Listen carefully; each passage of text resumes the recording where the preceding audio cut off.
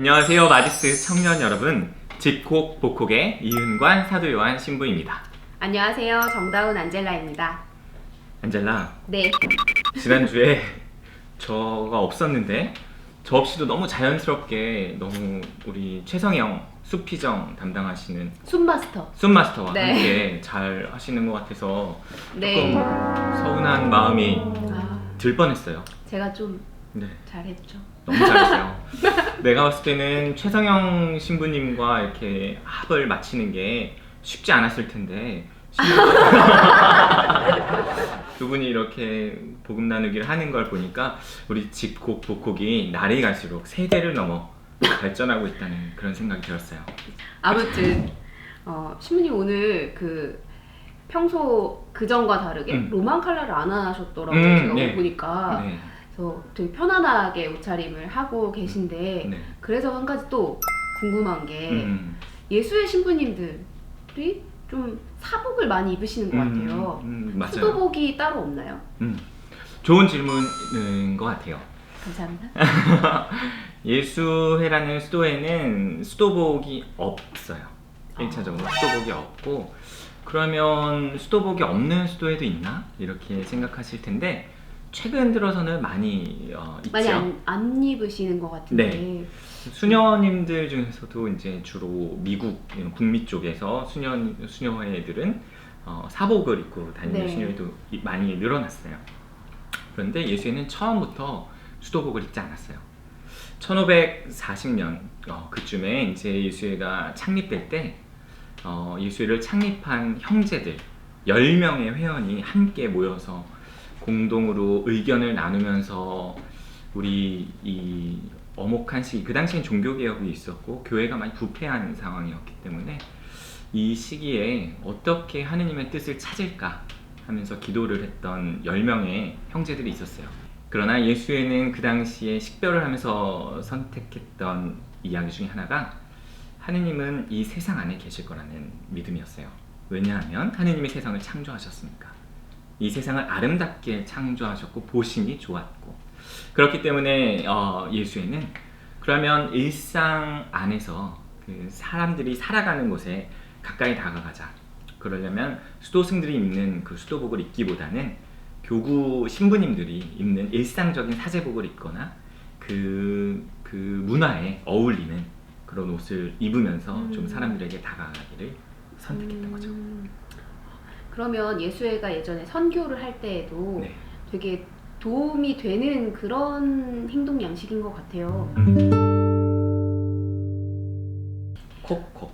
네, 오늘 예수 예수. 얘기를 네, 예수 요한. 얘기를 계속하면서 시작을 하는데 이번 주가 성소주일이에요. 아, 벌써 그렇게 됐나요? 네, 성소주일 그리고 또 교회에서는 생명주일로도 함께 이야기를 하는데 각자 자신이 걸어가고 있는 성소에 대해서 성소는 되게 다양하게 하느님의 사명을 안고 걸어가는 우리 삶이라는 이야기를 하잖아요. 그렇죠. 그러니까 그 성소를 좀 생각해보는 주일이 되었으면 좋겠어요.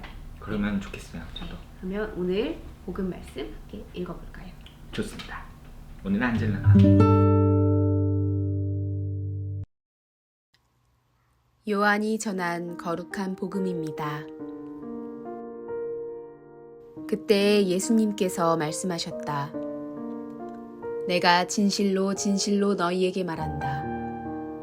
양 우리에 들어갈 때 문으로 들어가지 않고 다른 데로 넘어 들어가는 자는 도둑이며 강도다.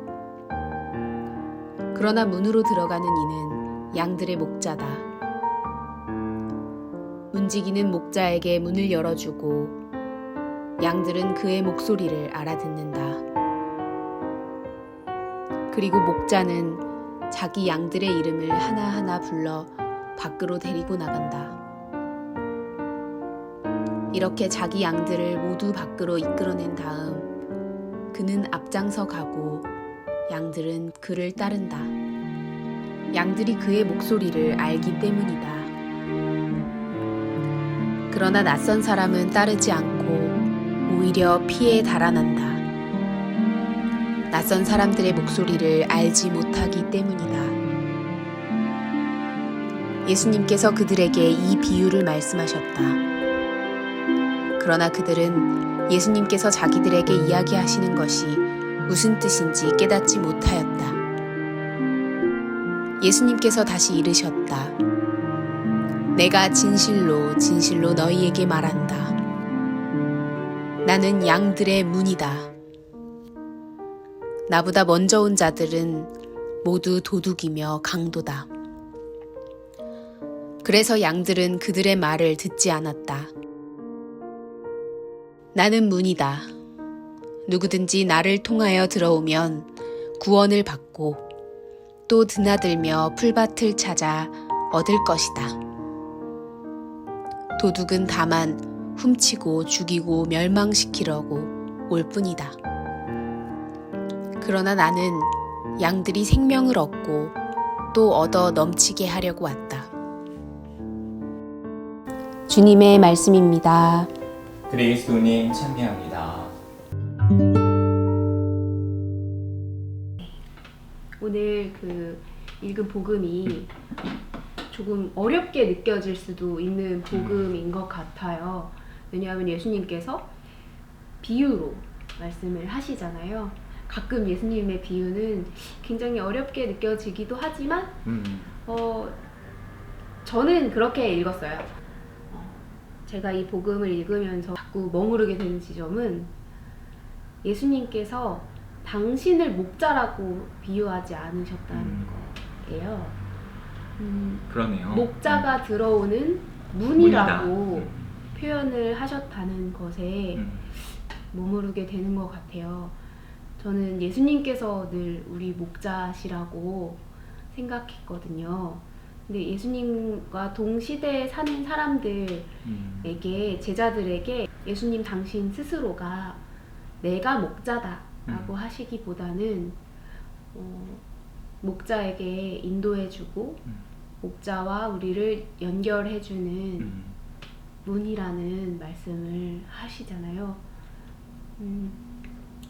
많은 사람들이 나의 목자는 이 사람이다 혹은 내가 당신의 목자다 라고 말하는 세상 안에 우리가 살고 있지만 정작 예수님마저도 하느님의 아들 그분의 말씀을 따라 그분의 뜻하신 바대로 이루기 위해 왔을 뿐이다 라고 겸손하게 자신을 낮추시는 그런 모습으로 저희에게 오셨는데 저희는 자꾸만 눈에 보이는 내가 바로 취하고 내 사람이고 내가 그냥 쉽게 따를 수 있는 목자를 바라는 것 같다라는 생각이 들어서 조금 부끄러움을 느끼게 된 그런 말씀이었어요.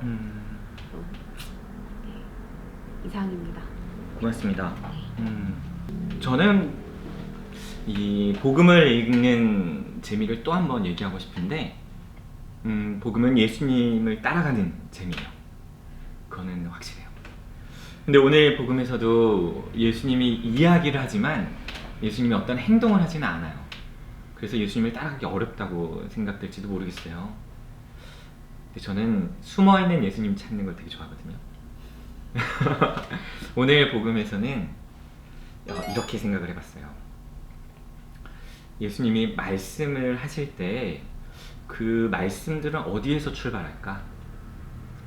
오늘은 양에 대해서 얘기하시는데 아주 자세하게 얘기하세요. 양들은 목자의 목소리를 알아듣고 문 안으로 이렇게 들어가고 안내를 받아서 이렇게 들어간다는 얘기도 하시고 그런 걸 보면은 예수님이 그걸 분명히 봤어요. 경험이 있는 거예요. 그 양들을 많지는 않다 하더라도 키웠던 경험이랄까 어렸을 때 아마도 양아버지 요셉이 어떠한 이유로 자기 집안의 양들을 좀 키웠을 수도 있고 아니면 이웃들에게 양치는 일을 하는 이웃들을 좀 도와줬을 수도 있었을 것 같아요. 그때 예수도 분명히 같이 있었을 거예요. 그래서 오늘 복음을 읽어보면은 예수님이 마치 우리 그 마지스 청년센터에 가끔 강아지 한 마리가 이렇게 놀러 오는데 저도 강아지를 키워본 적이 없거든요. 근데 그 강아지를 보면서 강아지한테 사랑하는 마음이 이렇게 생겨요. 너무 예쁘고 사랑스럽고 막 보고 싶어요. 예수님이 처음 양을 봤을 때 아마 그랬을 거예요. 그러면서 그 양들이 움직이는 것들을 좀 쫓아가 보기도 하고 어느 순간 보니까 양들이 또 한 곳에 또 몰려다니는 걸 보니까 그 맨 앞에는 양치기가 그 양들을 안내하고 있는 것도 보았을 거고 그 양치기가 소리를 부르면 아마도 이름을 불러줬겠죠. 우리 센터에 가끔 놀러오는 우리 강아지는 루크, 그죠? 아마 그 당시의 이름으로는 뭐 여러 가지 요한이라는 이름도 있었을 것 같고 어떤 친구는 토마스일 수도 있었을 것 같고 양들의 이름을 하나하나 부르는 그 아버지 요셉 혹은 이웃 형님 양치기 그러면서 그게 아주 인상적으로 마음속에 남았을 거예요. 그래서 양들은 그렇게 문으로 들어갔을 때 양치기가 부르는 소리를 듣고 문으로 들어갔을 때 안정감을 느끼고 편안하게 쉬는구나. 예수님은 그것을 마음에 좀 품고 이야기를 언젠가는 내가 누군가에게 하지 않을까 아마 이렇게 생각했을지도 몰라요. 그리고 오늘 그 얘기를 하는 거죠. 문이라는 게 별로 저는 큰 의미로 이렇게 온다기보다는 예수님이 어떤 걸 경험했을까 훨씬 더 깊게 다가와요. 달리 얘기하면 우리 프란시스코 교황님처럼 자연 안에 하느님이 창조한 모든 피조물들을 하나하나 눈여겨보셨을 그 어린 시절의 예수님이 오늘 복음에서는 찾아낼 수가 있는 것 같아요. 저는 그런 느낌이 들었어요. 그래서 어린 예수님이 자연을 좋아했고 특별히 양들도 좋아하고 그렇게 양들이 생활하는 모습을 보면서 기뻐했을 그냥 그 예수님을 지켜보는 재미가 있는 복음이라고 생각해요. 이상입니다. 네. 복음에 보이지 않는 예수님의 그런 모습들이 말씀하신 양으로 대표되는 모든 피조물들에 대한 신뢰가 느껴지는 것 같아요. 사람들에게도 그리고 양에게도 그리고 다른 모든 피조물에게도 선하고 양치기를 따르는 그 마음을 예쁘게 보는 그런 시선이 느껴지는 것 같아요. 신부님 나눔 통해서. 저도 좀 예쁘게 봐주세요. 감사합니다.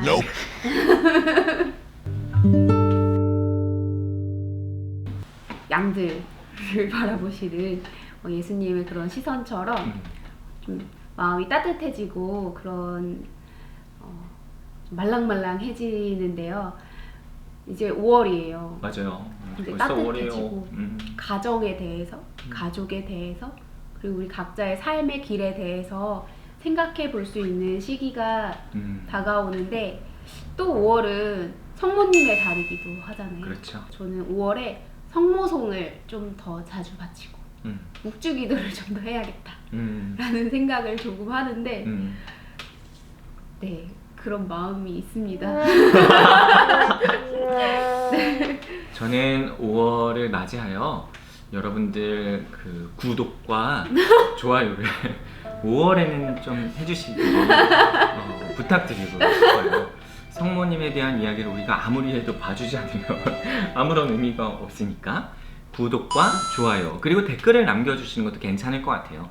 제안해주고 싶으신 거나 또한 초대 손님 원하시는 분들이 있으면 저희가 힘 닿는 데까지 예수회원 신부님들이면 더 좋을 것 같고요. 아 댓글로 질문 같은 거 있으시면 네. 신앙에 대해서 혹은 복음에 대해서 궁금하신 거나 느끼신 바 이렇게 댓글로 나누어 주시면 기회가 될 때 저희가 또 댓글을 확인하고 이야기를 할 수도 있을 것 같아요. 그럼요. 이거는 우리가 함께 나누는 거니까 네. 집에서 콕 복음을 나누기 콕콕 구독 좋아요 콕이라면서요. 네. 네. 다시 구독 콕 좋아요 콕 집콕 복콕 많이 사랑해 주시고요.